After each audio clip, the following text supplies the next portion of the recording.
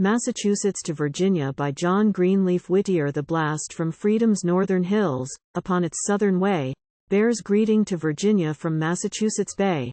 No word of haughty challenging, nor battle bugles peal, nor steady tread of marching files, nor clang of horsemen's steel, no trains of deep-mouthed cannon along our highways go. Around our silent arsenals untrodden lies the snow, and to the land breeze of our ports, upon their errands far, 1,000 sails of commerce swell, but none are spread for war. We hear thy threats, Virginia, thy stormy words and high swell harshly on the southern winds which melt along our sky, yet not one brown, hard hand foregoes its honest labor here, no hewer of our mountain oaks suspends his axe in fear. Wild are the waves which lash the reefs along St. George's bank. Cold on the shores of Labrador the fog lies white and dank. Through storm, and wave, and blinding mist, stout are the hearts which man the fishing smacks of Marblehead, the seaboats of Cape Ann.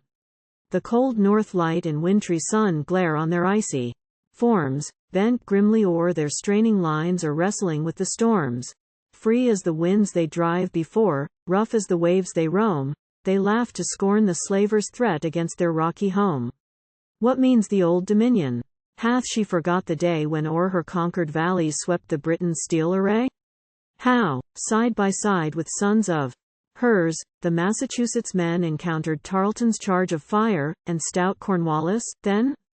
Forgets she how the Bay State, in answer to the call of her old house of burgesses, spoke out from Faneuil Hall?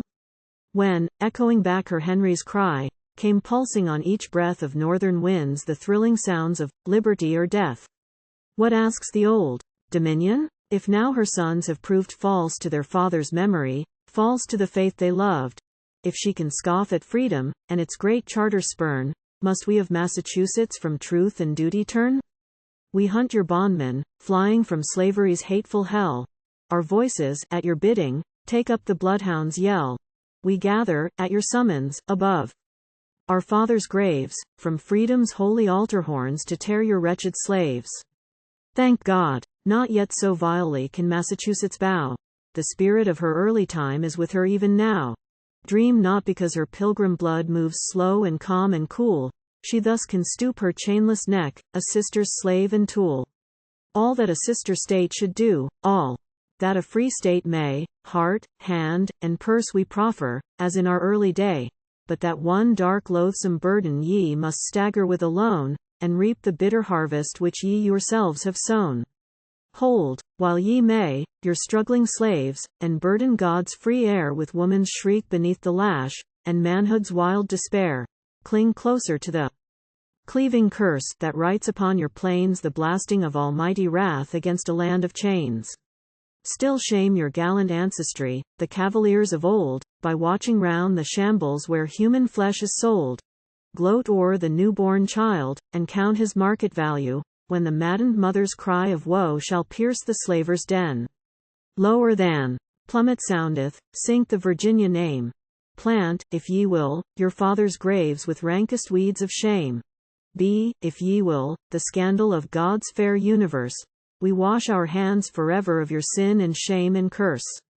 A voice from lips whereon the coal from freedom's shrine hath been thrilled, as but yesterday, the hearts of Berkshire's mountain men. The echoes of that solemn voice are sadly lingering still in all our sunny valleys, on every wind-swept hill. And when the prowling man-thief came hunting for his prey beneath the very shadow of Bunker's shaft of gray, how, through the free lips of the sun, the Father's warning spoke. How, from its bonds of trade and sect, the pilgrim city broke. 100,000 right arms were lifted up on high, 100,000 voices sent back their loud reply.